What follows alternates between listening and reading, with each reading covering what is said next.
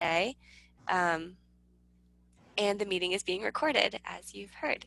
Our three presenters are going to be Elogia from World Vision, Afzal from Kidogo, and myself from Two Rabbits. And I'll let each presenter introduce themselves in just a moment. So as you can see, we have these protocols here. Please keep on mute. We're going to have all questions at the end of the presentations, and I'll be also serving as discussant. Our original discussant wasn't able to join today in the end, so I'll be fielding questions and also doing a little discussion with each of the presenters, including myself. That's going to be fun to kind of play those two roles with myself. There's a chat box, so if you'd like to post any questions, or if there's any no sound cutting out, feel free to put a chat in the chat box. And with that, I think we'll get started. So why don't we introduce ourselves? Afzal, do you want to kick us off with introductions? Sure. Good morning, good afternoon, and good evening, depending on where you are, to everybody. My name is Afzal Habib. I am the co-founder and chief imagination officer at Kidogo, which is a social enterprise based in Nairobi, Kenya. Great, Elogia. Hi, my name is Elogia Santos. I'd like to say I'm Chief Imagination Officer because it's a really cool title, but I am an education advisor within World Vision International, which basically means that I support the different World Vision offices in different countries. And I'll be sharing with you a little bit of our work today. Great. And then I'm Sarah Strader. I am the executive director of Two Rabbits, which is also a social enterprise startup. We work in Cameroon to do community-based early childhood programming. And what's fun when you're like the head of your own startup is you can pick whatever title that you want. So I should have picked a better title. I might rethink mine. So, okay, so the order of presentations, we're going to have Afzal first, and then myself, and then Elogia is going to finish us off. So Afzal, are you ready?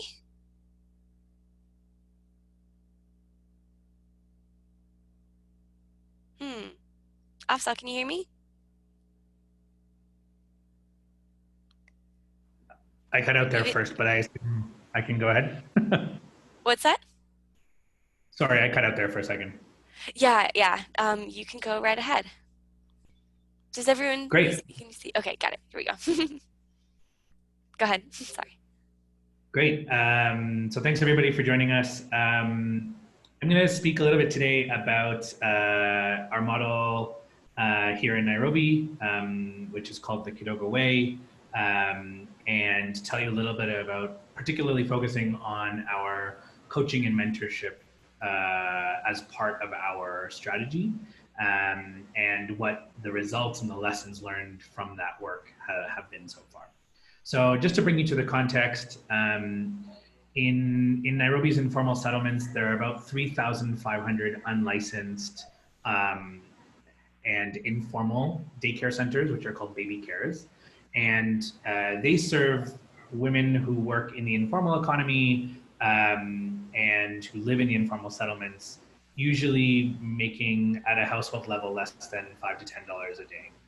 And so when they go to work for the day, they don't really have anywhere to leave their children. And so there's been this mushrooming of informal daycares in these low-income communities. And Kidogo's model has been to specifically work on these childcare centers which deal with children 0 till 4 years. From 4 onwards, they start entering the formal school market, whether private or public. But in those 0 to 4 years, they're in these informal, unlicensed daycare centers. Next slide.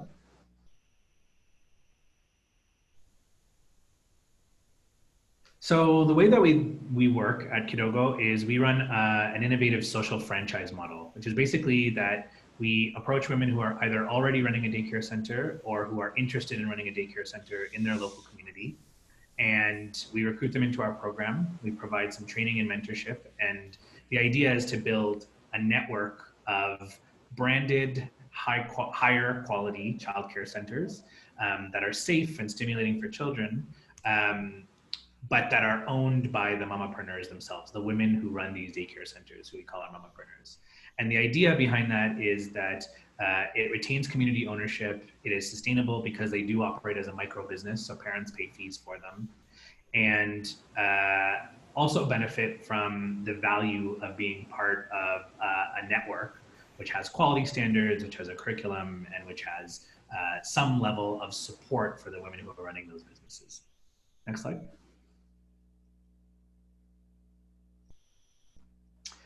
Within each Kidogo Center, we operate our own approach, which we call the Kidogo Way. And I can see Anne is on this call right now, as well as Josephine and a few others, Violet from my team. And this has really been a collective effort over the last 5 years, really, to build an evolving and dynamic approach for what should happen within a daycare center that is of high quality. And basically, we see it as all the building blocks that young children need in order to thrive. And so we've aligned it with the nurturing care framework and focus on 6 key items: safe, stimulating environments, a play-based curriculum or play-based activities, nurturing caregivers and responsive relationships between caregivers and children, health, wash, and nutrition programming, and parent and community engagement. In addition, we have a 6th aspect, which is about business and administration. And this is really helping the mamapreneurs, the women who are running these daycares, to operate their center as a good micro business, which is profitable for them as well. Next slide. And just briefly, I won't go into this in too much detail, but basically the process that we use is we start by entering a new community and mapping and selecting the women who we are going to be working with. Within a particular area or region, we generally will select between 10 and 15 mamapreneurs, women to run daycares, which represent somewhere between 15 and 20% of the childcare offering in that community. So if a community has about 100 daycares, we may choose about 15 to work with. That's kind of the capacity that we have, and also we think is the right kind of batch size or cohort size, but also represents 15% of the market in terms of market share, which we believe helps us to enact systems change. Because if we can raise the bar of those 15 or 20% of daycares in a particular community, we believe the other daycares around will also have to increase their quality in order to compete or find new ways to either get engaged with Kidogo or up their game. Next, we move on to the 6-month period, which we call our Quality Improvement Program, the QIP. And as part of this 6-month program, we do training on a monthly basis. Each daycare center or mamapreneur has a mentor or a coach that is assigned to them and visits them on a weekly basis or a bi-weekly basis. And they also get access to a number of tools and supports within the Kidogo network and participate in a community of practice, which I'll talk more about with their peers. Next, we move on to the franchising phase. Oh, sorry, previous slide. Next, we move on to the franchising piece, which is effectively any center that has been through the 6-month program. We do a quality assurance or a quality check with them, and if they've achieved green out of our red, yellow, green quality standards, they are eligible to become a branded franchise, which means they get to use the Kidogo brand name, have a signboard, get their center painted, and qualify for about a $200 renovation of their center, which we do through our facilities team. And finally, once a center has been franchised, they get ongoing support for as long as they're in the business, as long as they're running their center, which includes tools to support their quality and also for business growth, helping them expand their business, become more profitable. And throughout the process, there are various different points where we're using this quality assurance and quality checklist, which I'll talk about on a following slide. So I want to dive in more, and I'm going to spend the most of my time here talking about 2 of the key elements of our quality improvement program, which is the franchising officer, who is effectively a coach for each daycare center or each mamapreneur, and the community of practice. So the franchising officer is somebody who's trained in early childhood development. They may have a certificate or a diploma, and most of our franchising officers may have started as teachers within a Kidogo Center of Excellence or have been teachers in other preschools. And so they have a background in ECD. These ECD coaches go into each center in the network weekly, and they start with a personal pulse check, just getting an idea of how everybody's doing in the room and making sure that they're seen as a trusted friend, somebody that they can confide in. They follow up on any recent training topics. So usually we do training once a month, but then the 3 or 4 follow-ups visits over the course of that month will reinforce that training topic with more practical application. So if we've done a training on positive discipline and models for doing more positive reinforcement and positive discipline, then we'll use those mentorship visits as a way to reinforce those learnings, to do role plays, to coach the mompreneur if she's finding that she's having trouble with one aspect of it, but basically reinforcing whatever they've learned in the training. Next, we do an informal quality check. That's done kind of on a regular basis whenever they're there, but also more formally once a month to go through our very simplified checklist to see how things are going, and from that develop an action plan around areas that need improvement. And finally, those observations are recorded in a reporting form. And then once every 2 weeks, all the franchising officers come together in our office and we'll debrief their visits. They'll bring their reporting forms and basically get a lay of the land of how things are going within each of the various communities. The second aspect that I wanted to talk about is our community of practice program, which is basically a peer-to-peer mentorship network that happens monthly. So basically in batches of 8 to 12 mamapreneurs, the women get together for about a 2-hour period once a month. And they first start by electing a leader or a secretary, a leader and a secretary for their group. And the leader is the one who sets the meetings and the secretary is the one who records minutes. The franchising officer, who you see above, who's a Kidogo employee, also sits in, but more as an observer and as a coach. So they can bring new resources to the discussion, or if they're asked about something, they can bring those ideas into the room. Each of these sessions basically focuses on common challenges, ways to improve their centers, and also discussing how they may build their communal welfare. So we have examples where people may bring in an expert on a particular topic that they found within their community, or one of the mamapreneurs has a particular strategy for improving the collections rate at her center, so she may talk about that. But basically using a peer-to-peer network to create a coaching atmosphere where people feel free to bring up their challenges and work through them together. And in some cases, we've even seen them go further than kind of what's the prescribed community of practice or COP program, where they may even start a chama or a savings group, a merry-go-round savings group. But those are kind of beyond the bounds of the core program.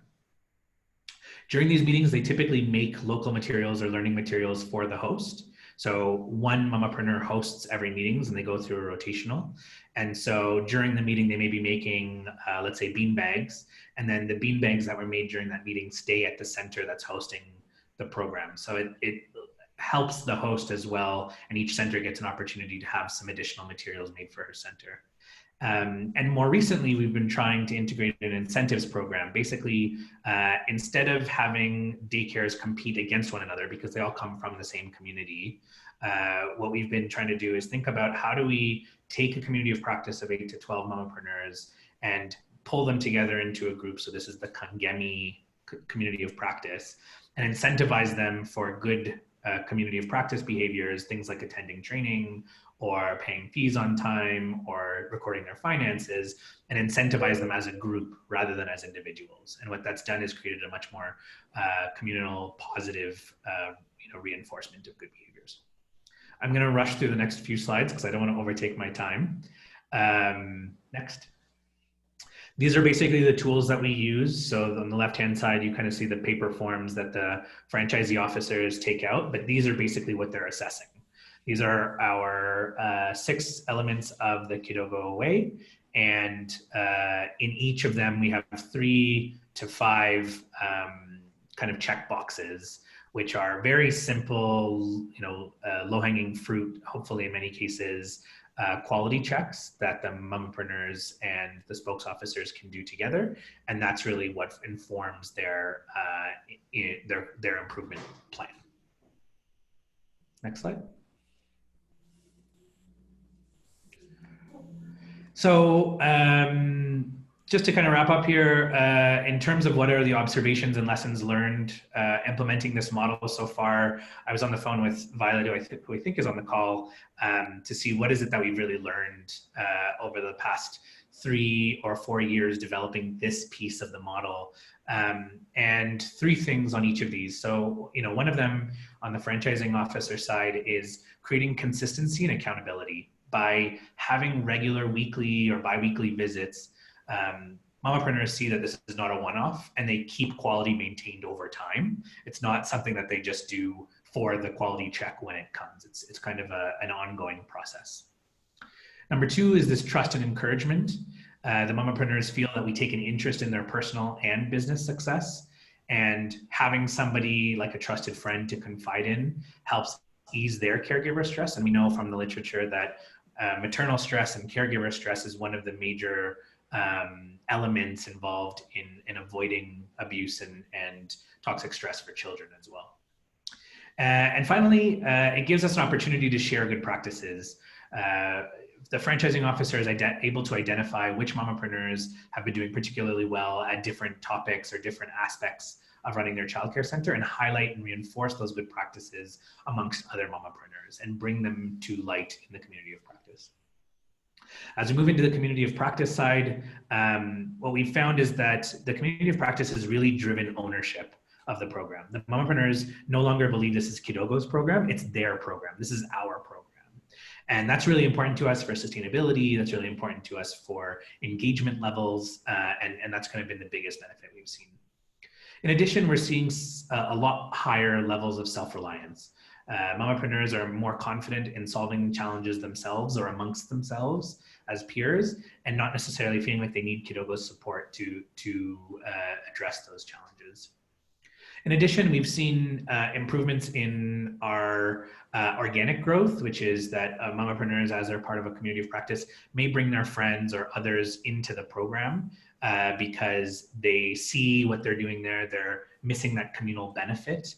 And out of all of the reasons that we formed a community of practice, the one that I think is most important is that being a daycare or a childcare center owner and caregiver is a very lonely profession. You're there in the center basically by yourself with children under the age of 5 for, in some cases, 12, 14 hours a day.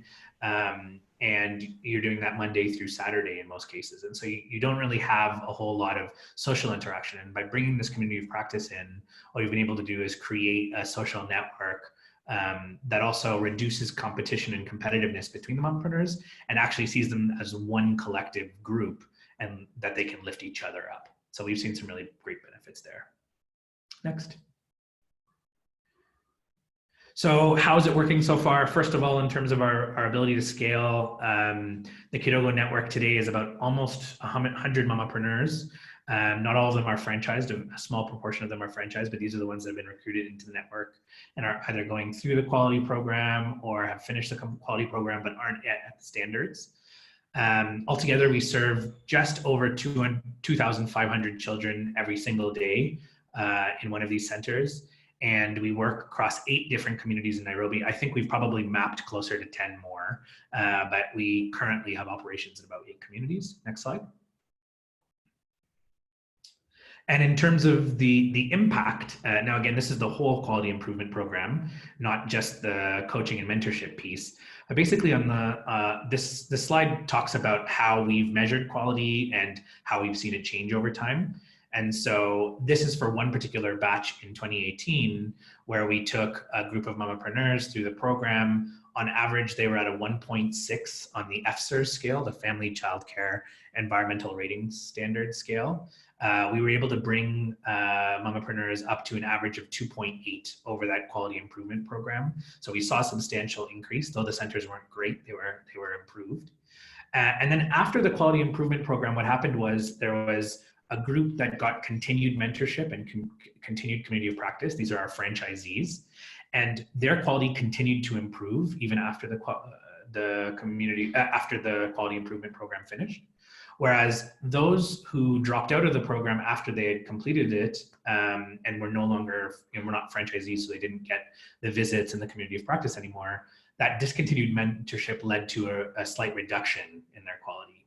So what we've basically determined internally is that the franchising and the ongoing quality improvement through mentorship, both peer mentorship and from a professional, leads to a continuous improvement as opposed to either a kind of a flatlining or reduction in quality over time if it's eased off. And so the last slide here is just to say one of the big questions on our mind as we go forward is how do we continue to ensure quality remains high or continues to improve, even if we were to scale back that mentorship, the one-on-one mentorship specifically over time. Right now, one franchise officer supports about 15 mamapreneurs. And as we scale the program, the hope would be that once that first batch has reached a certain level of quality, we could ease up the the number of times that we were going there so that she could take on another whole batch or another number of centers. And that helps us reduce the cost per center and the cost per child. But we are unclear about how much we're able to do that while continuing to keep quality where it's at or improving. So that's it from me. Thanks, and open to any questions. Thanks so much. Okay, so let's do, a couple minutes of questions because there were a few that came in about your presentation. And then we'll just do a couple minutes now, maybe 5 minutes, and then we'll do the rest at the end if that's okay. So I see some in the chat. So Mary Diane would like to know if they're private or public daycare centers. These are all private daycare centers, so there is no public provision of childcare in Kenya. And these private centers are independently owned and operated. So each woman is the owner of her own center and usually rents the facility. About 50% that we work with are home-based. So it's somebody running it out of their own home. And in the other cases, they may be school-based or out of a church, or they've taken a facility and are running it outside of their home. But also in a kind of a 10-foot by 10-foot corrugated metal shack. But they are all privately owned and operated. Great. There's another question. In regards to program quality assurance, can you share the frequency of monitoring and by whom? Yeah, great question. So we have two different levels of quality assurance that we do. One is that the franchising officers are doing it on a regular basis. So because they're visiting the mompreneurs on a weekly basis, they're kind of informally checking in on how quality is improving or changing over time. In addition to that, on a termly basis, so 3 times per year, we have an independent team, which is our monitoring and evaluation team, which visits each center and will do a more formal quality assurance check. And so that's where you saw some of the numbers on quality improvement over time. Those numbers come from a kind of a separate independent group within the team from our monitoring, evaluation, and quality assurance team. Great. And then Mary Dan also wanted to know, what are the selection criteria of daycare centers in any community? Yeah, so this is a great question. I think this is a moving target for us. We have a template or a kind of a checklist of what we're looking for, but I think that checklist is evolving on a regular basis.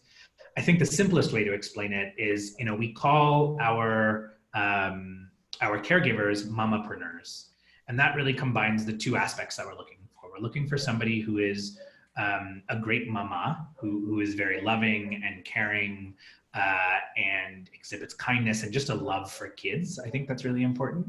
And then the other side of that is the entrepreneurial piece. And so we're looking for caregivers who can, they don't necessarily have to when we first meet them, but they can see themselves as a micro business, as an entrepreneur, and are interested in improving and adapting and evolving their center. And so their kind of openness to that change and their openness to giving and receiving feedback with regards to the quality of their center. Can I ask a quick follow-up? Are there any male mamapreneurs? There are. I've only focused on the mamapreneurs because I find it more simple. But if you go to our Facebook page right now, there's actually a post that says our mama slash papapreneurs. Okay. We do have a handful of male mamapreneurs or papapreneurs who are running their own childcare centers. In some cases, what we find is that it's kind of a husband-wife team, and the husband is the owner and the wife is the caregiver or something like that. But in some cases, the men are actually involved in the day-to-day running and operating and caregiving. Okay, great. We have time for one more. Sophia would like to know, I have a question in terms of the types of practices that the mamapreneurs or papapreneurs, as it turns out, are developing. Can you comment maybe on one area that has seen significant improvements and another area that's been more difficult to change? Yeah. So I think there is some low-hanging fruit, which are more structural quality type indicators. We've been able to help people reorganize their spaces to create more room for play or to make spaces more safe. Those don't require a whole lot of convincing. In most cases, it's about providing a piece of feedback or advice and showing the mompreneur, a very simple way of how to improve. The things that are more difficult are the things that are more behavioral qualities. So, positive discipline is one of the things that we focus on in the early days. It is very common practice for caregivers to hit children, corporal punishment, spanking, pinching, all these kinds of things. And I think the research on that is quite clear. And so, and even the policy here in Kenya is very much clear that that is illegal. And so, changing that behavior is something that I think we've had good success with, but does take time. And it's really about providing replacement behaviors, showing caregivers what alternatives they have, explaining and making an emotional connection with why it may not be the best way to discipline a child. And I think there's also a question mark there of just trying to provide, an environment that makes it safe for mompreneurs to tell us when that happens and help them manage their own stress and kind of mental health, because that leads then to them being able to do a better job with the kids. I think you're muted. I am. So we'll leave it there for questions for now, and we'll come back to the questions, some more questions at the end. So with that, I'm going to jump into mine in the interest of time. Let's see. Thanks, Olivia. Okay, great. So as I mentioned, I'm Sarah and the executive director of Two Rabbits. So I'll be talking a little bit about our model and mostly about how we support quality. Yeah, I'll just kick it right off. Oh, sorry, do you mind going back to the previous slide? Sorry. This program is implemented in partnership between the organization that I founded and run called Two Rabbits, based here in the US, and then the Face Forward lead implementer on the ground in Cameroon is an organization called Astrad. And normally my colleague from Astrad would be joining if this was the in-person session format in Miami for CIES. But since this has been transitioned to online, she's in our office, which is in rural Cameroon, kind of in the middle of the forest, and so without the connectivity to be able to join today. So just wanted to make sure to note the important role that Astrad plays.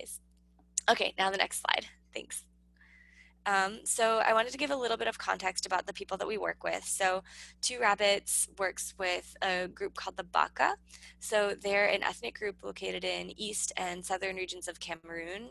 They're historically a semi-nomadic forager society with the main activities for livelihood, including hunting, fishing, and gathering.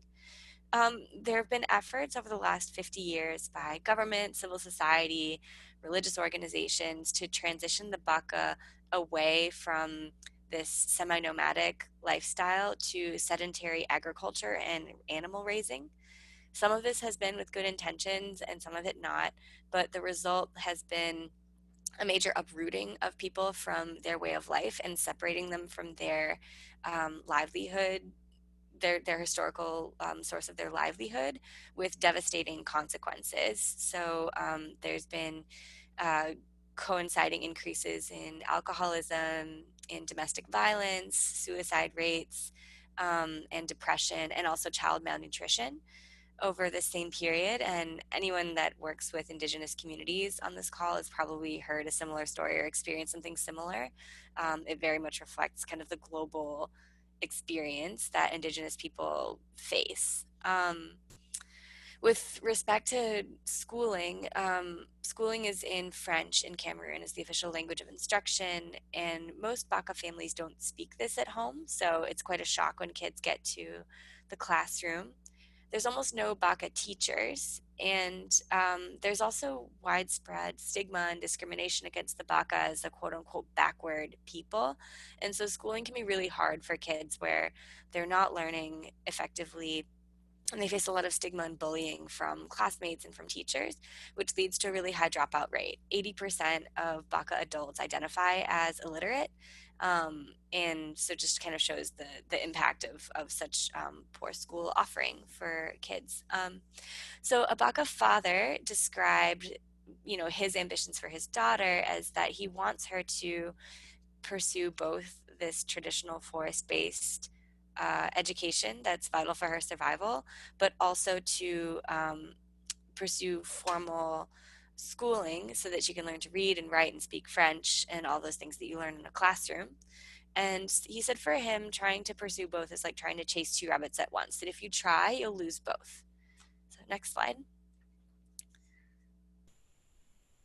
Our work at Two Rabbits is to support Baka children to chase two rabbits at once, to both pursue their ancestral forest-based learning as well as state-provided formal schooling, because we know it's possible with the right combination of supports. Next slide. So what we do is we mobilize Indigenous communities to create homegrown preschool programs that honor their language and culture and prepare children for success in the classroom and beyond.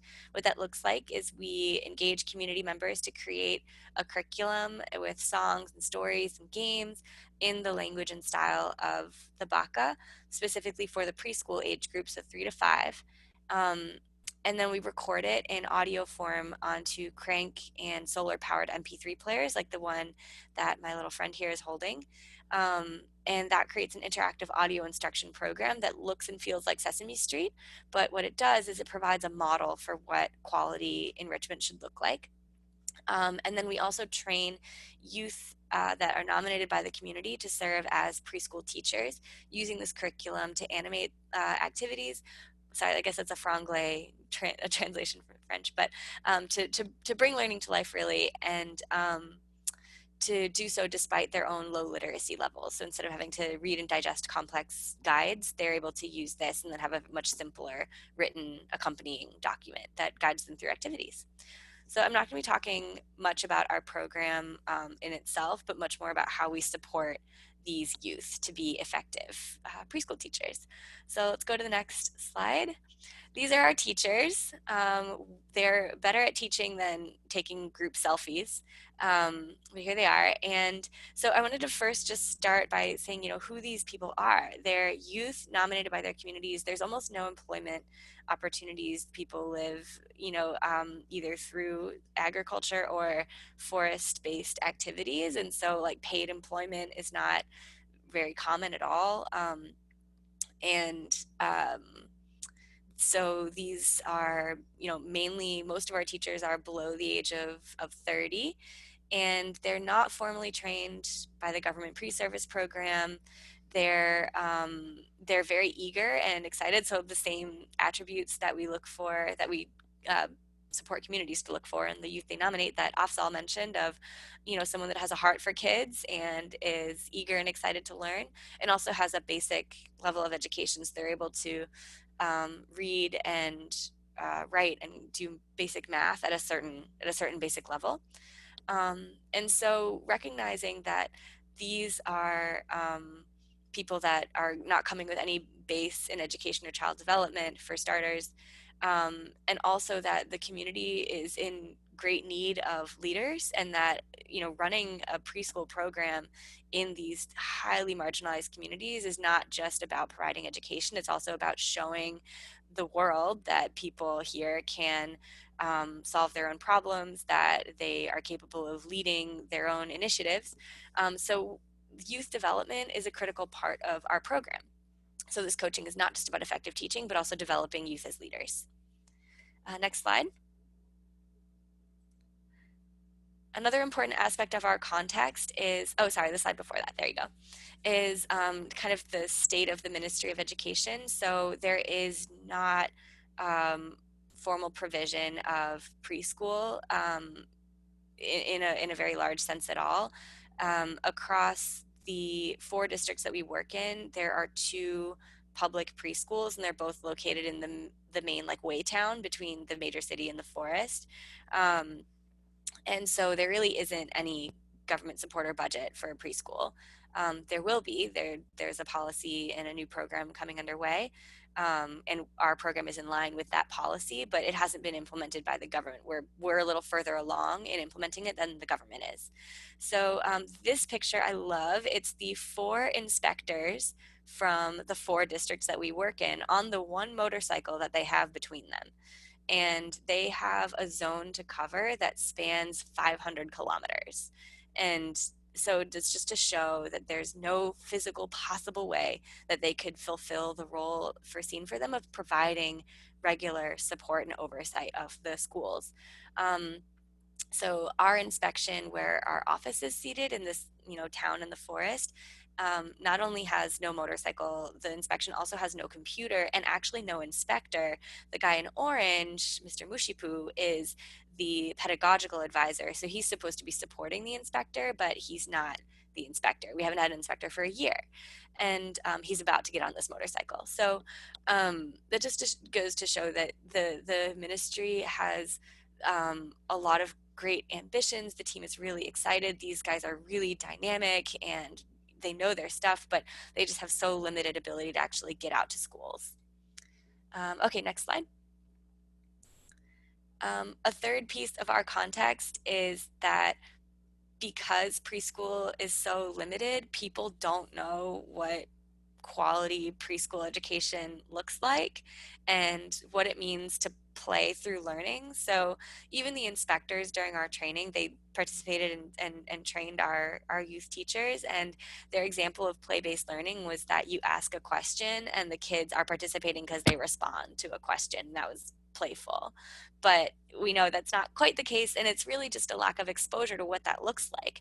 And so this is Magellan, is his first month of teaching as a first-year teacher, which we know first-year teaching is really hard. And so this is, with all the training on playful learning, this is what he was doing on the left side of the screen, and this is what the kids were doing on the right side of the screen. And this is what people think that teaching is, that if the kids are quiet and they're looking at you, then you're doing it right. And this, just being really honest, I think a lot of us in education have seen this and experienced it. And how do you break teachers away and get them to, cede a little bit of control and let kids move around and frolic a bit in their class and learn?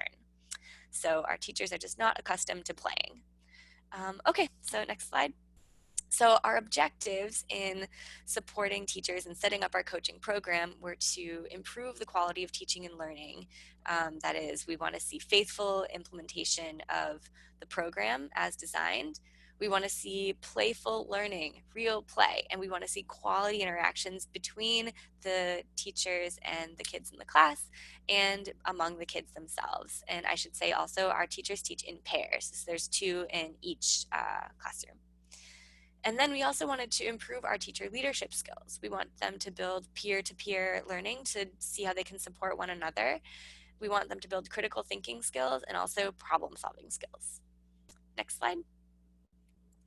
So then once we have our overall kind of objectives, we needed our theory of change. So I want everyone to respond in the chat box with which do you think would change first? If you're going to try to improve the quality of teaching and learning, what do we need to change first? People's beliefs or people's behavior? So thinking about our teachers, would we need to update their beliefs and how they think, or their behaviors and how they act? Which one of those comes first? It's a chicken and egg problem, and I want to know what you guys think.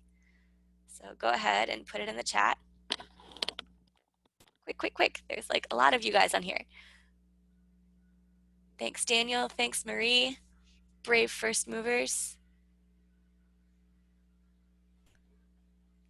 Great. Okay. We are evenly split between beliefs and behaviors. More people to the chat. Go, go, go. Okay. Both could work. Thanks, Sophia. Okay. Great. So I'm actually seeing that there's more people that say behavior, and you are right. Next slide. You are right. According to the research, evidence shows that behavior changes first, that people's behavior is often rooted more in habit than in any particular belief, and that people act a certain way and can justify it later, and that often people's beliefs are based on how can I justify what I just did or how I've been living. And so it's much easier then to change someone's behavior, and I mean, beliefs may follow then, but it's much harder to update someone's beliefs. And often, if you want someone to believe something different, or to adapt their perceptions of something, you need to have them own that perception by having them act a certain way, and then arrive at that belief themselves and see kind of the positive impact of this new way of acting. So our theory of change is we just do it. That we shouldn't focus so much on, theory or trying to get people to believe that kids can do certain things, that certain things are positive. Just have them do it, and then they themselves would see the positive benefits as they went. And same goes not just for what we want them to have kids do, but also they themselves. So not to tell you that you can be an effective peer supporter for your teacher, that peer-to-peer learning is great, but have them just do it and try it and see how effective they can be at supporting one another. Okay, next slide. So with these objectives and with this theory of change, these are the three kind of aspects of our coaching model that I want to share with you. The team, so who does coaching, the tool that we use, and the protocol. Next slide. So here is our team. These are members of the Estrade staff, also really great at taking group pictures. So these are also a pretty young crew. They're the people that are developing the curriculum. So they work with members of the community to make this interactive audio curriculum. They themselves also are not, they're not like associated with the government, and they also haven't been through a lot of the training that an inspector will have gone through. So part of this coaching program also is building up their skills in what is coaching, and helping them to see themselves as a trusted friend and a partner. The analogy that we use is we are coaches like soccer coaches, and think of your teachers as your team. You want your team to be as capable as possible, and you're not there to critique or evaluate them. You're really there to help them build their skills so they're ready for the next match. Next slide. This is a bit about our tool that we use. So we look at 3 different aspects of quality. And this is a tool that the coaches use when they visit the centers. And it's on a tablet so that they can gather data about what they see and then use it to inform conversations with teachers, and then also for us to inform supports. So the first area is fidelity. So that is adherence to the program, and it includes adherence to the calendar. So teaching the right, are they on pace basically? Are they teaching the right activity as planned for that day? Then adherence to the schedule. Are they following the schedule as planned? Adherence to the steps. So the curriculum has steps that are in the audio form. So they're spoken out through the recordings, and they're also in bulleted form in a guide. And are they adhering to the steps? Are they using the MP3 player, and are they using this guide? And then have they prepared all the materials in advance? So is everything ready? Then we look at process quality, which is the quality of interactions between, basically the quality of the teaching and learning process, the interactions between the teachers and the students, between the learners themselves. So we look at who's using materials, the teacher, the kids, no one, everyone. Child participation, child talk time, so how much of the time are kids actually engaged in talking, the quality of child talks, are they just answering questions yes or no, are they answering open-ended questions, are they asking questions, is the teacher using positive behavior management? Are the teachers providing individualized support to kids? Are the kids working in groups? And does the teacher provide constructive, positive feedback to kids? And then we also look at structural quality, which is about the quality of the environment, that it's safe and healthy. So is there clean drinking water, latrines, hand washing stations, sufficient tables and chairs, adequate indoor and outdoor space, and the absence of any hazards? And so this is on a tablet, and the coach observes the teacher and notes this in the tablet as they go. Next slide. So the process will, I'm sure, be very familiar to a lot of people who've done coaching before. It's pretty standard, but we've adapted it in a couple of ways for our purposes. So the coaching protocol starts with a pre-observation meeting. So the teachers, the two, and the coach sit down and they follow these 4 steps. They review their prior meetings. They recall what they worked on before when they last met. Then they review the activity of the day in the teacher guide. So the coach decides which activity, or excuse me, the teacher decides which activity they want the coach to observe. And they then go through the steps in the guide, the teacher's guide, and say, okay, this is what we do first, this is what happens next, this is what happens next. And then the coach, because they're the ones that develop the curriculum, they do a micro demonstration of what this looks like in practice. So not the full lesson, but just like, okay, if I want to do a role play, here's how I set this up, and let's pretend I'm the teacher, pretend you're the kid, here's how it works. And then at the end, they set a goal for that day of what the teacher wants to work on. So maybe it's on making sure that all kids participate, or maybe it's on making sure that that all kids are able to use materials, things like that. And the reason that we take this approach is because of the theory of change that I mentioned before, is we want to focus on changing the behavior. So the micro demonstration allows the teachers to see exactly what's expected of them and to be better able to produce that in their own activities, rather than trying it out and then giving feedback at the end. It's better, they're better able to visualize what needs to happen. And then for the teacher setting a goal, we want to build teacher self-efficacy and their capacity for self-reflection. So that's why we have them reflect on their own prior experiences with coaching and what struggles they've been having as teachers, and then set their own proper goal for the day. Okay, next slide. The next step is observation. So the coach observes the class for 30 minutes and they note their observations on their tablets. Next slide. And then there's a post-observation meeting. So our coach sits down again with the 2 teachers and they follow these 5 steps. And you'll notice that our protocol is pretty structured, and that's again because our coaches are not formally trained inspectors, that they need to have this procedure to follow. And even in my experience in other projects in other countries, it's often great to have a really structured process to follow that they can diverge from if they want to, but at least they have a starting place for what does it look like to have these supportive, reflective conversations. So this matches what like lessons drawn from other countries we've worked into. The first step is that teachers say how they feel that the lesson, or the activity, went. So what were the strong points, what were the weak points?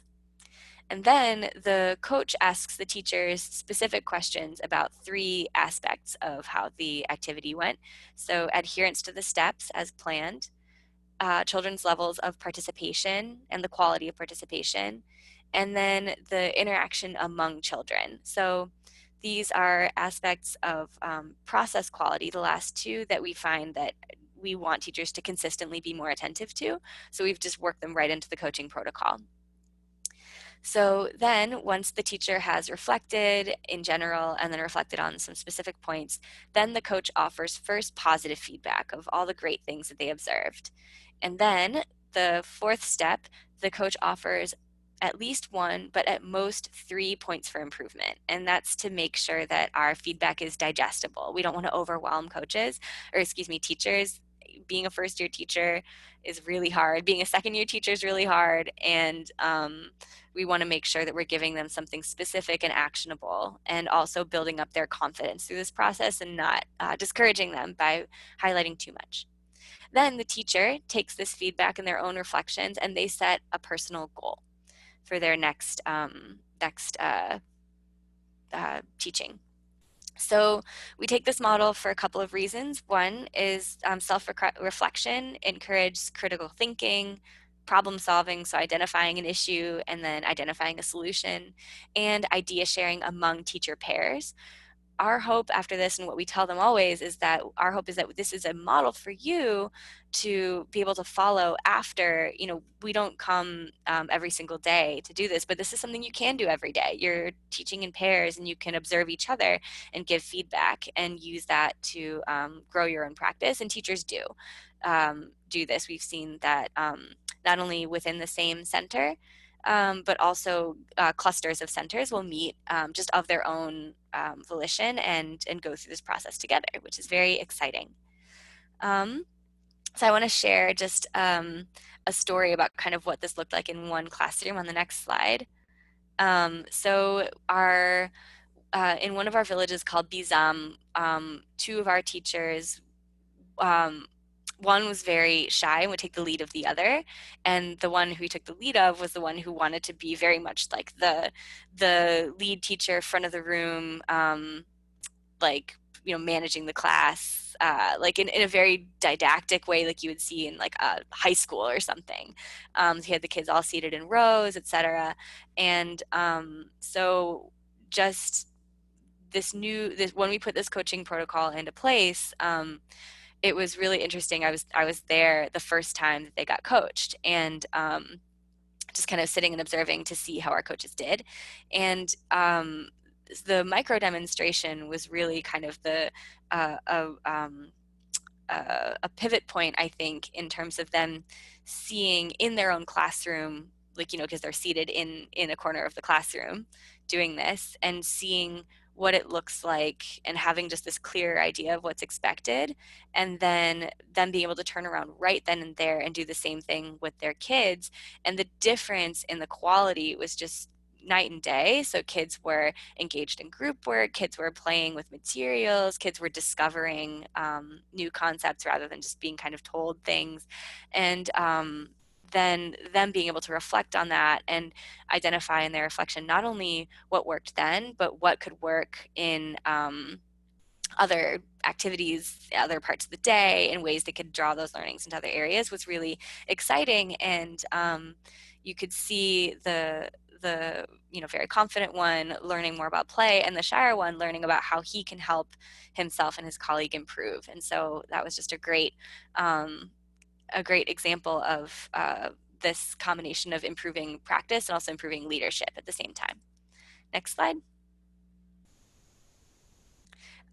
So we have just some initial data. We won't have, I was hoping to be able to show data on how this coincides with learning outcomes, but we don't have that data yet at this point. But some initial observations, we found that teachers were highest in process quality. Their ratings are the highest there, and then in fidelity, and then in structural quality. And that's because, as per the ministry policy, the centers that they use are community built, and so often they lack some amenities, like some of our there's like a tree stump. I can think of one particular center that has a tree stump growing in the middle of the classroom, which is a hazard. But highest in process quality, which was very encouraging because that's what we really hammer home. And then we also found that with our data from last year, we found that process quality had the strongest relationship with learning outcomes, that the greatest the aspect of teaching that explained the most variance in learning outcomes was process quality. And in terms of areas the teachers struggled with most, this was like child talk, just letting go of the control and this idea that your classroom needs to be silent. So that is promoting child-child dialogue and having children ask questions. So thanks so much. I appreciate you listening. And here's on the next slide my email address and that of my colleague. So I'd love to hear from anyone that wants to learn more about what we do or has ideas about how we can do things better. And I would be remiss not to note the generous support of our donors from the Saving Brains platform, which supports our work. So thanks so much. I will now transition to being my own discussant. So I will answer just like one or two. There's two questions here, so I'll just answer them very quickly so we can get to Elogia's amazing presentation. So the first question was, how do you consider gender in your programming, and is it a priority? Yes, gender is a huge priority, and we have found actually that in our evaluation of our initial pilot that unbeknownst to us, there was an enormous gender gap in learning outcomes in the control group, which was not present in the treatment group of our kids. So we weren't even really fully aware of the extent of the issue of gender differences in learning outcomes at this age. We would normally expect actually the opposite, that often young girls of this age are further developed than boys. But yes, we found that our program has a positive impact and on that gender gap. And then also we work to have as many female teachers as possible, often because of the criteria of being able to, read and write and speak some basic French and do some basic math, that often it eliminates all of the female candidates from a village because the literacy rates are so low. So we actually are a little bit more flexible in those criteria, and we have a bit of affirmative action and recruitment of female teachers. And then providing incentive to teachers. Yes, we do provide teachers with their stipends for teaching, and that will be taken over by the government progressively over the next 3 years or so with expansion of coverage of preschools. But we provide that stopgap in the meantime. Which behavior change strategies work best as you try to change their beliefs around play, behavior change communication tools, if we use any of those behavior change communication tools.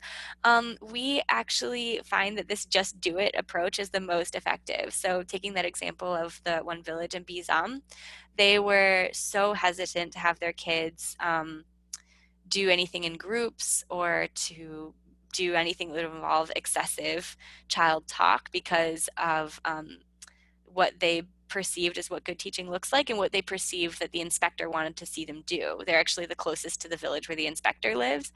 And so they were worried, well, if he comes and sees our kids like, frolicking around, we're going to get in trouble. But just having them see how it worked and then see how effective it was for kids to be able to learn new ideas and to engage with the content in a richer way, that's what we found to be the most effective. Okay, so I'm going to stop there and to pass it over to Elogia, and we'll do any other questions at the end. Thanks. Thanks, Sarah. I'm taking notes and probably stealing some of your ideas. Oh, fun. But I will also reach out to you. I'll reach Okay. out to you after all of this virtual CIS. Okay, thank you so much. Let me also start my video so you can see, or at least maybe what I look like. So again, good evening, good afternoon to everybody, or good morning to everybody who's here. My name is Elogia Santos. I'm an education advisor with World Vision International. For those of you who are not familiar, World Vision International is one of the INGOs with a global presence. So we have different offices in different countries, and we operate pretty much like a federated model. I know that Franny was here. Franny, so nice to see your picture. So hi, Franny. Okay, I want to give you a little bit background into when I joined World Vision 5 years ago. My first position was as a regional education advisor for Asia and the Pacific, and it was quite an it's quite a huge portfolio, as some of you may know. Um, and my not even my boss, but 4 levels above me was the big boss of our regional office, and he told me and several other new people in our jobs that, what I want from you, regional advisors, is, if you go to a country and you're looking at the programs, when you come back, I don't want to hear about this one story here and one story there about this beautiful center or school or teacher that you met. What I want to hear from you is, like, in general, out of all the programs or all the centers or all the schools, how are we doing in general? Which was a very intimidating challenge.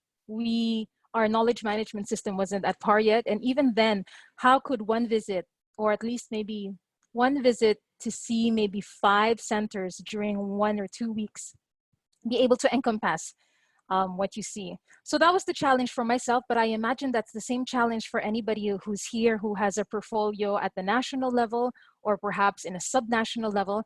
And so that was the beginnings of a tool that I'm about to describe with you.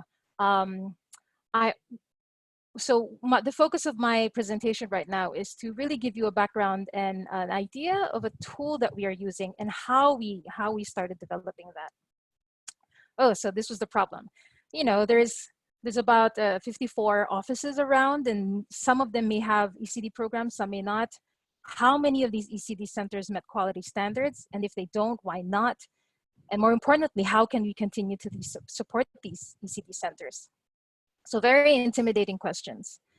I'd like to give an example, even though I talk that our presence is global, I'll zoom in specifically to Bangladesh.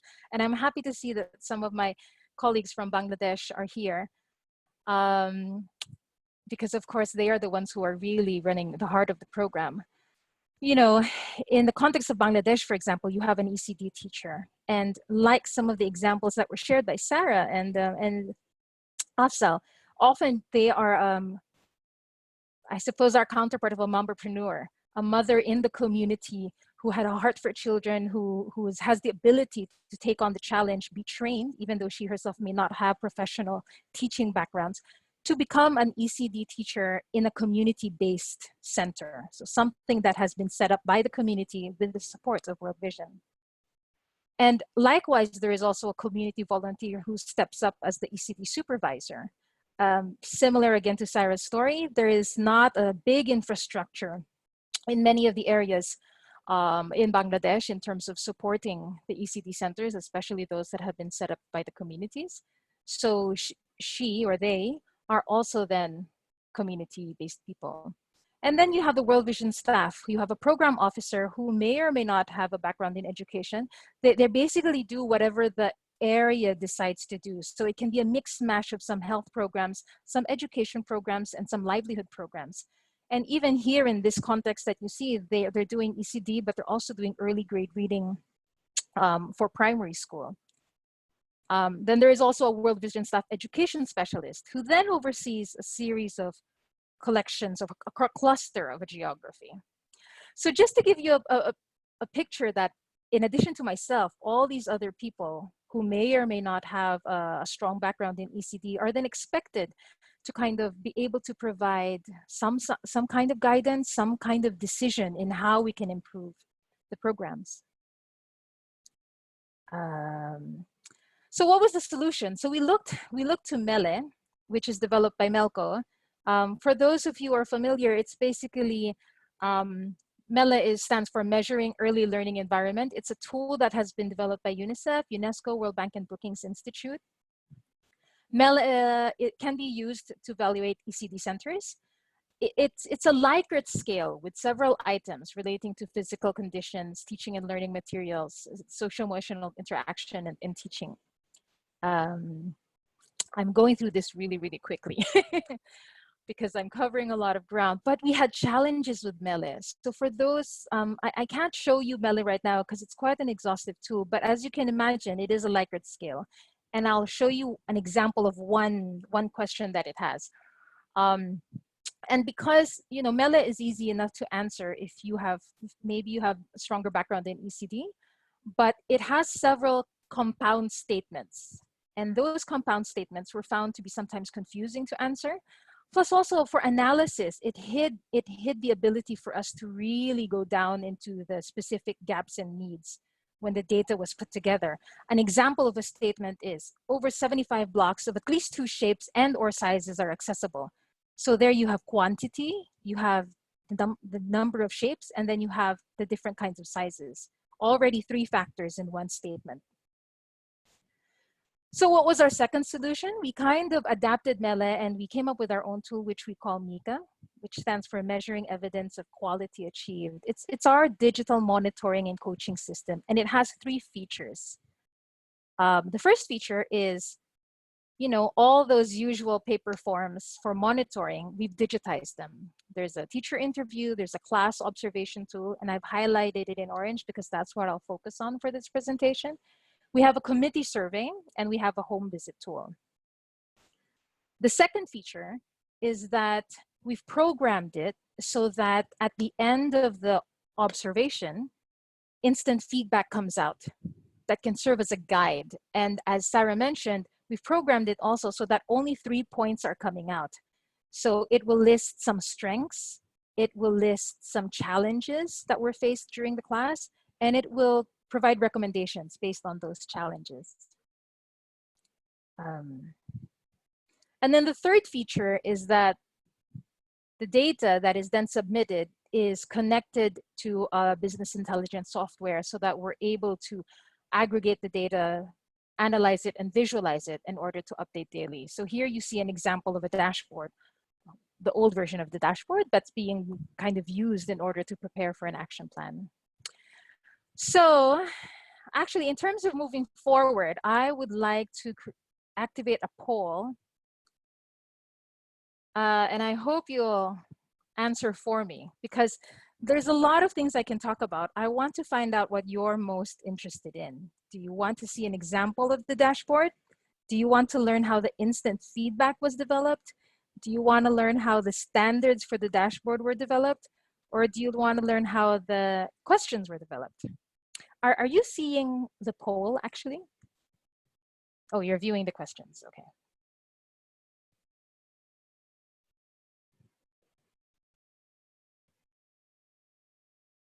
I see 5 have answered. When 10 have answered, then I'll take that as my guide. Or maybe I should just give a minute. 15 more seconds. Sarah, I had 20 minutes, right? Is that correct? Yeah. Okay. Yeah, we did about 20 minutes and then 5 minutes for questions. I think I went over, so I'm sorry about that. No, no worries.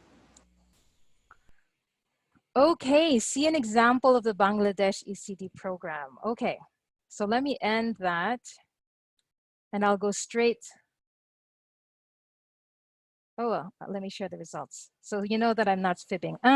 Okay, so we have a tie between learning how the instant feedback was developed and how the dashboard was developed. Great. So I'll go forward.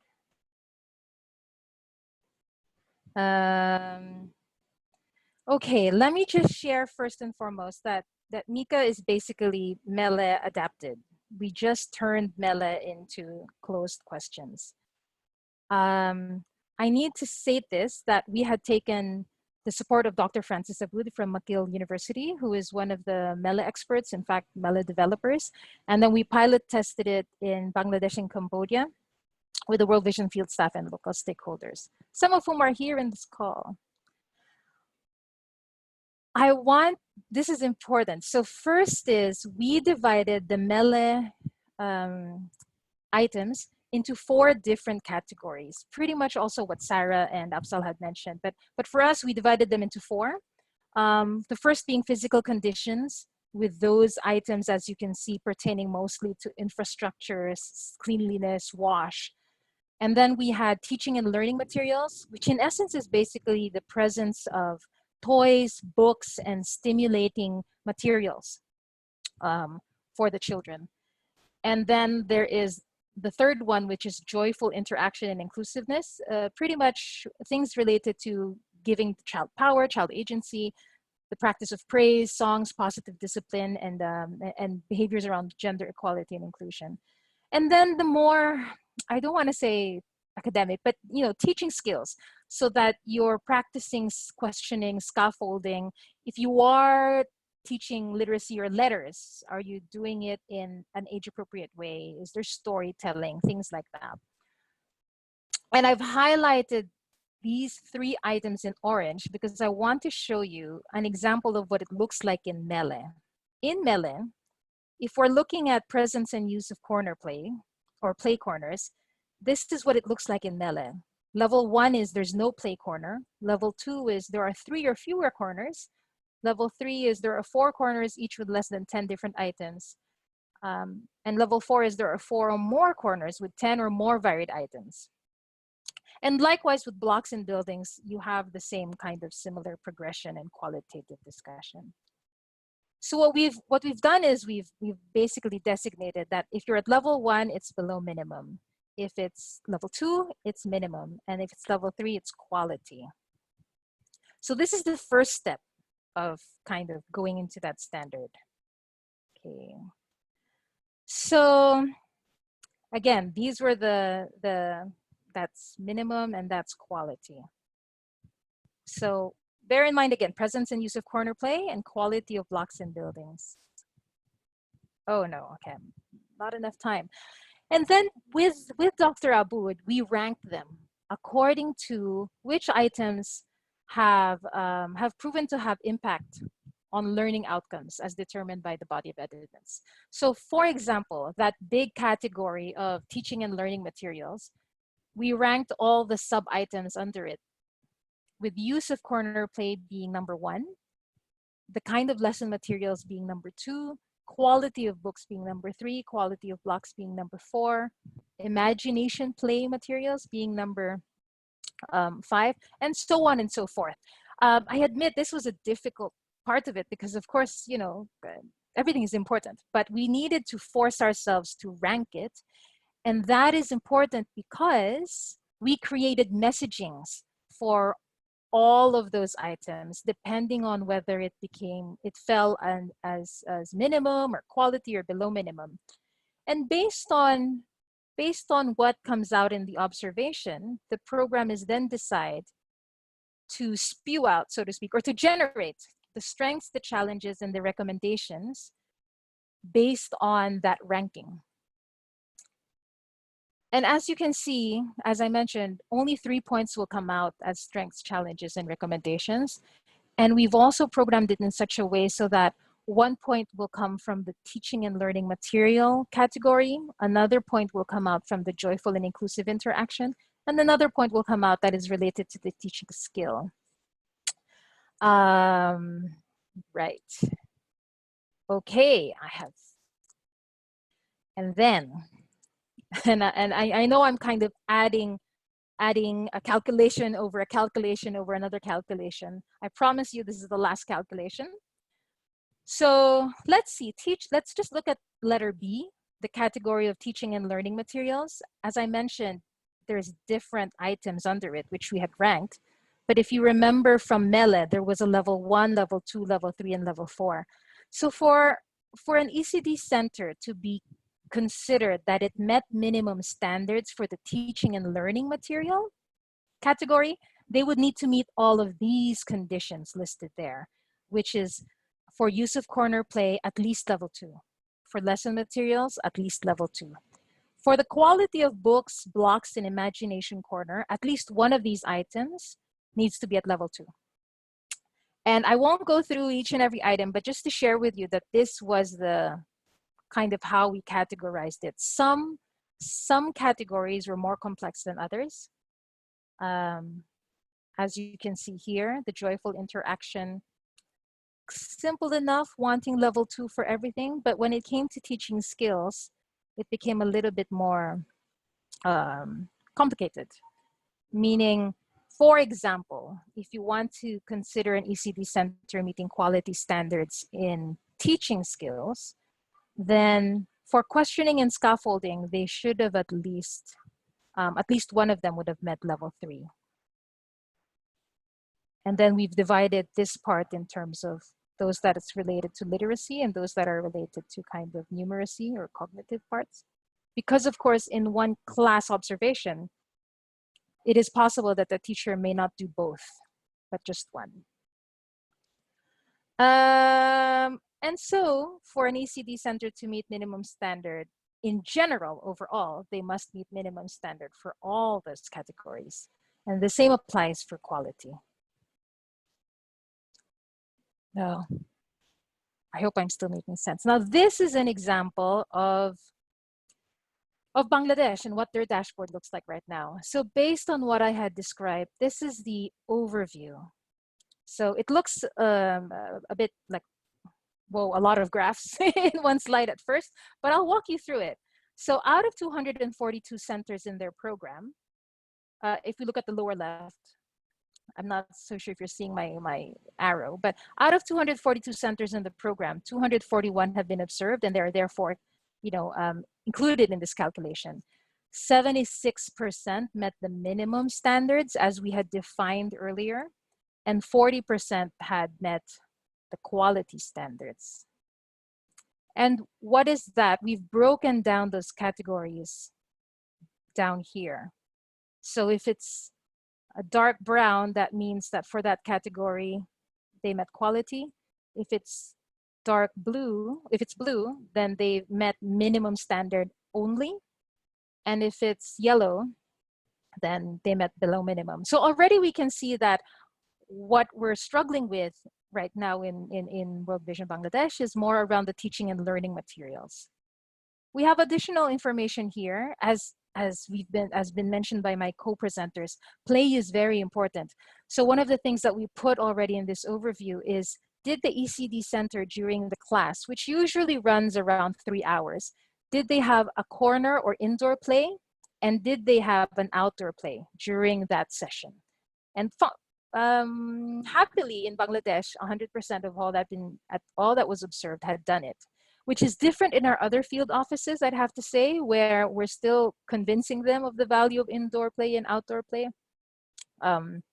And so we don't see such a 100% coverage on that. Some teacher details, 100% of female, student ratio, average age of the teacher, and then some information on the attendance, meaning children attending the program, and a little bit of information on how many had disabilities. So let's dive in. I won't show, the following slides would be a further breakdown of each and every category, but let me zero in on teaching and learning material because that's what we've been looking at. So if we were to further unpack teaching and learning material, as you may recall, it has items under it.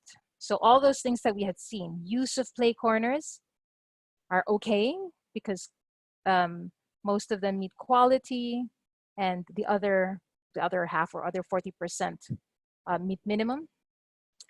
And the ones that probably we want to zero in on is the lesson materials. That's where we have 17% of the ECD centers at below minimum. And so, why is that yellow? Anyway, and so we can zoom in on that by going to this lesson materials graph on the side, because again, we break it down and unpack it even further. So why are we having problems with the lesson materials? Let's break that down further. And as we can see by the yellow marks, so yellow means no, it wasn't seen or observed, and the purple means yes, it was seen or observed. And what was not observed in 49% of the centers was the use of an appropriate storybook, not enough pencils, and storybooks not even used in some cases. And I think that is me for 20 minutes. Let me just go quickly and say that we also have another page where we go specifically into the ECD center, because as you can see here, there are, you can zoom in or drill down to the area. And in this page, you can even drill down to the specific ECD center. So you can see that Aponaloy, my namesake ECD center, no relationship whatsoever, met minimum standards, but not the quality standards. And then a further breakdown. So our next move is, right now we're embarking on doing a predictive validity research for Zambia to connect the data on the quality of ECD centers with child development outcomes with IDELA. Improve the capacity of the tools to capture information on in the inclusiveness, gender and disability. And still, it's still, in the end, this is just a tool. But what I really loved about the past presentations was really the focus on the coaching. So we still need to go back and ensure that this tool and the information that it provides is being used, is being interpreted, and being and it is helping to guide decision making in terms of how they should plan actions moving forward. That's me. If you have any questions, please feel free to reach out, and I'll be happy to continue the conversation.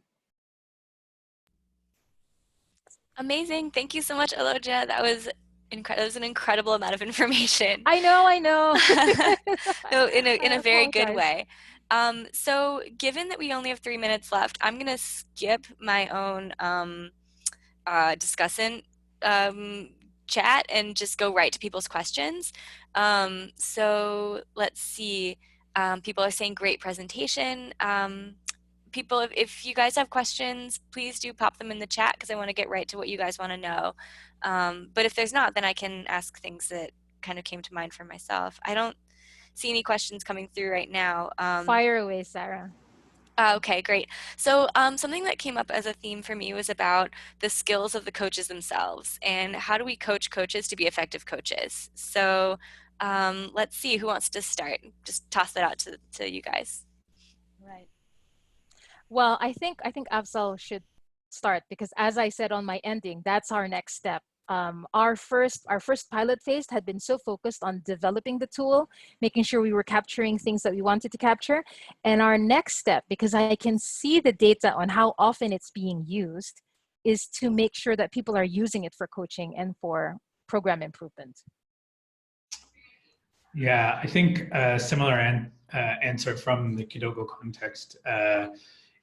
We've been doing a lot of work on trying to prepare our friend. So we have a franchising officer who's a person that's in the field, and then there's a franchising coordinator who's a level above that, who oversees multiple locations. Sorry, did I?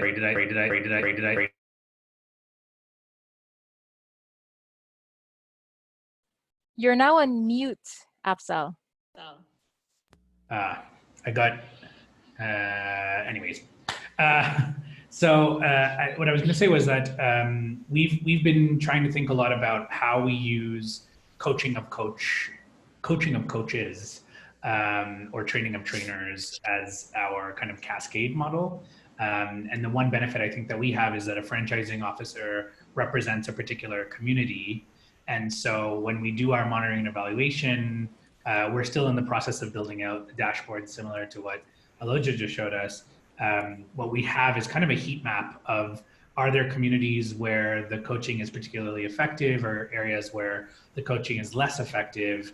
And then we can go back and drill down and try to figure out why, and particularly on what aspects of quality. So I think it's still a work in progress, but happy to learn from anybody on the call if they have good strategies for this. Great, yeah. So then I'll just bounce to another question from Gabby earlier. Actually, there's two Kidogo specific questions. Is there any opportunity for mamapreneurs or papapreneurs to reach a certain level of quality that they then become mentors? And I'm just going to go ahead and ask the other one. How can the Kidogo model infuse the emergency of COVID-19, and does Kidogo have structures for collaboration with training institutions like Kenyatta University? Yeah, great questions. On the first question around how can mompreneurs reach a level of quality where they then become the kind of the mentor, yes. This is still early days for us in terms of doing this, but we do have examples where we've got a mompreneur who's particularly good at something and she can then become a mentor for other mompreneurs. Oftentimes that happens in the context of the community of practice, where she may lead a session at the community of practice on whichever topic she kind of is advancing on. For the purposes of time, I'm going to rush through on the other question, which was on COVID and the collaboration with Kenyatta. COVID, I think we're in the midst of trying to figure out what retooling our strategy might look like over the coming months. Basically, our centers are largely closed at this point, and so we're thinking a lot about how do we still fulfill our mission in the Kidogo way that we showed on that slide, but in the context of children being at home with their parents in a lockdown situation. And so we're working on things like play packs and communicating with parents and caregivers through SMS and other social media channels. And we are working with Kenyatta University, taking some of their trained ECD caregivers as assistants in some of our classrooms. So yes, but feel free to email me if you'd like to find out more about that. Great, and we have another question now from Clinda. Clinda, go ahead and unmute yourself. Or you're welcome to type it into the chat box.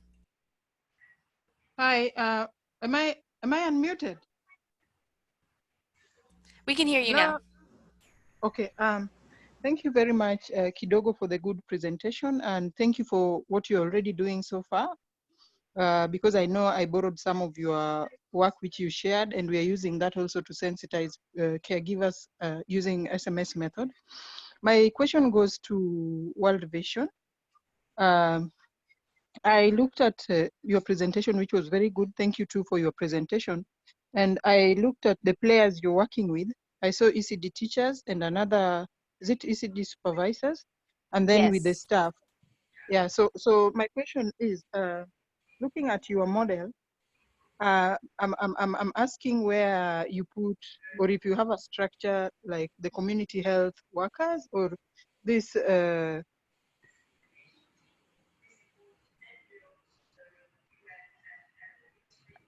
Hello, Clinda?